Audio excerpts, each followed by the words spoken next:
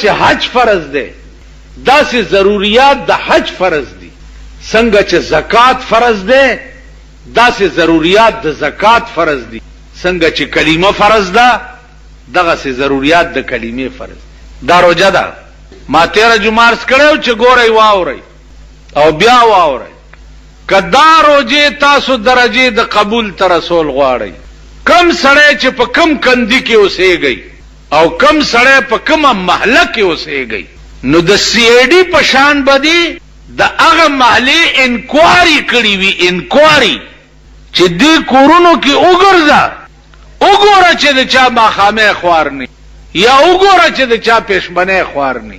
که د چا یو ماښامې خوارو او روجه په اوبو ماته کړه یا پېشمنې په اوبو روجه ونیوه، الله به ټوله محله جهنم ته دی او د ټولې محلې روجه به الله د شیطان پاروا کی او د یو بم نه قبلې. دې ته سوچو عزیزانو، د بدر جنگ دی، جنگ مونږ خدای دې زمونږ سټې وباسي، مونږ خدای راستی که بنی آدم یو، خدای راستی که ما ته خدای خپل ځان خفه نشي. تاسو به یې تاسو به ښه خلک یې، بزرګان یې، نیکان یې. زه خو دې ځان ته انسان هم نه وایم. انسان څه ته وایي؟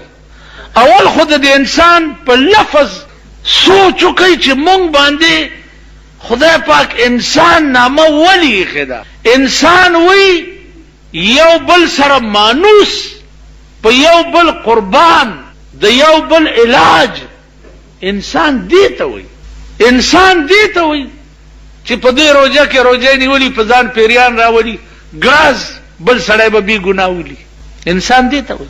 په معمولی خبره باندې به د یو بل بچی خوار کی، د یو بل ښځې به کونډې کی، بیا همغه خلک ګرځي، تا او ما پسې به ګرځي، اله جرګي دي او اله جوړه ده او پلانې دی او قسمونه دي او دا دي. په د خدای په عظیم قهر الله دې زما د سر دشمن چې د سر دشمن مې وي او سر رانه پرې کوي، نو هم دې خدای تاڼې ته، اسپتال ته او کچرو ته نه محتاج کوي. تاڼې ته چې ورشي خپل عزت وګوره، کچرو له چې ورشي د سپي غوندې به ولاړې، په برنډه کې به د سپي غوندې ولاړې چې ځان ته څه وې، د سپي نظر به درته هغه د مجسټریټ د عدالت چپړاسي هم نه کوي، د سپي غوندې به ولاړې. اسپتال ته چې لاړ شي د سپي غوندې به د مریض پروتي، په ځمکه به پروتي، وینې به تې بیږي.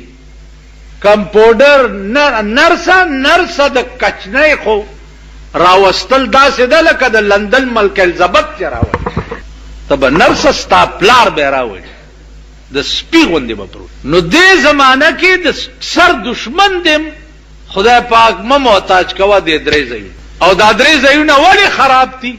دا درې ځایونه یو منټ کې به ټیک شي، یو منټ کې، یو منټ. قوت لاس کې راکا او تاڼې ته ځم، ته وګوره بیا. قوت لاس کې راکا او اسپتال ته ځم، ته بیا تماشا وکړه.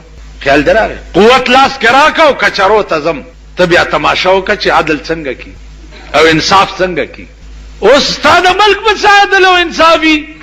کم ملک چې د سینټ ټیکټونه په 10 لکه روپۍ خرج شي، یو پکې کروڑپتی سینیټر شوی دی، کمانډر ورته وایي. مال خدای به څه ملک ټیپر کی، دې به څه وکړي؟ دا کم چې سینیټران شو دوی به څه ملک ټیپر کی؟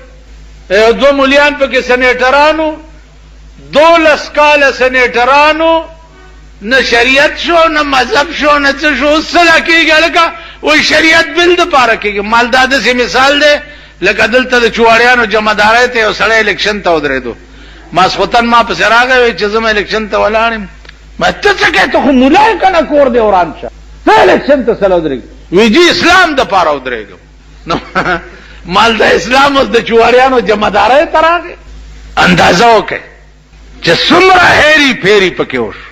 نن د تمام دنیا د مسلمان ملکونو دا حالت دی.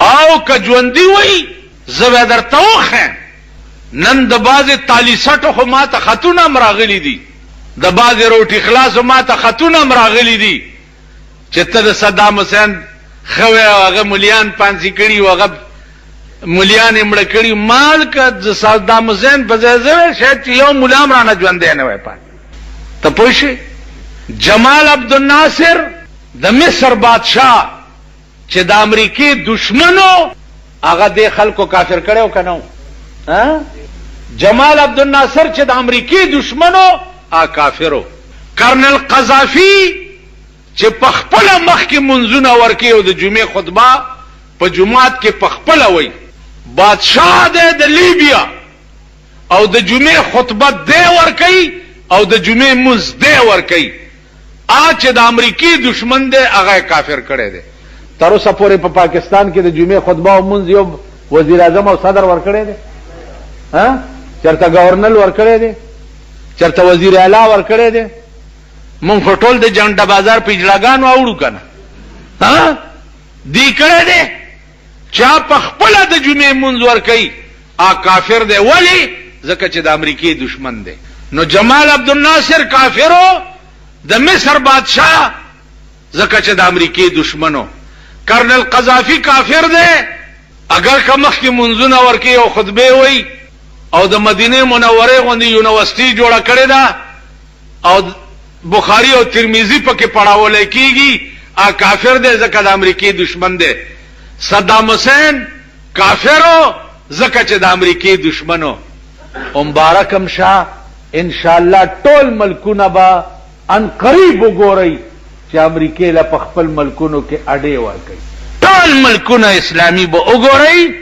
امریکای له اډې ورکړي چې امریکای خدای دې په خیر خیریت سره د بوش د کګي خله راولا خو چې زما تخت له خیری او زما دې لوی خلکې له خیر وي او به ګور تا نو ورکړي په بڑا بیره کې ورکړي دی وکنه ته نن د امریکای خیرات خور نه او دې څه وي हम किसी शर्त पर अमेरिका का इमदाद कबूल नहीं करेंगे जमन खोया मखे हुई हम किसी शर्त न माने मखसर दे डांडत कई मखकिने दोण यो खबर करे वो लड़कड़ा मखसर दे डांडत कई जदागे शर्त न माने तेल दे पेट्रोल 50% ग्रान कड़ी 50% او اعلان کې چې 12% में ارزان کړ ولی ګران کړی دی په سلو کې 50 روپیو او چې ارزان میں 12 روپے کړ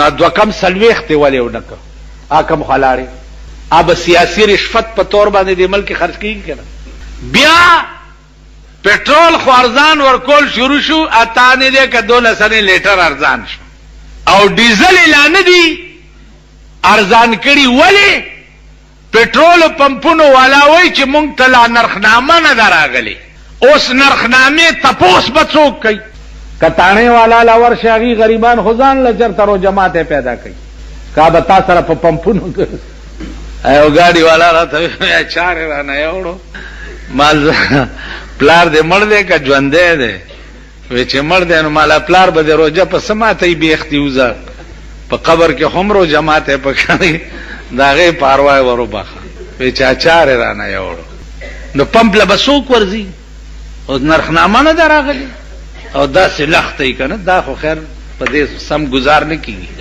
ا د سرمنې خمچین چی او استاد غوګونو ته زمونی سم چې اورګه چې زتا ته د نرخنامه چلو خیر نرخنامه نه دراغلي خو ډېر خدای قهر در باندې نازل دی پرنګ رنگ شکل کې پرنګ رنگ شکل عذاب در باندې نازل دی پرنګ رنگ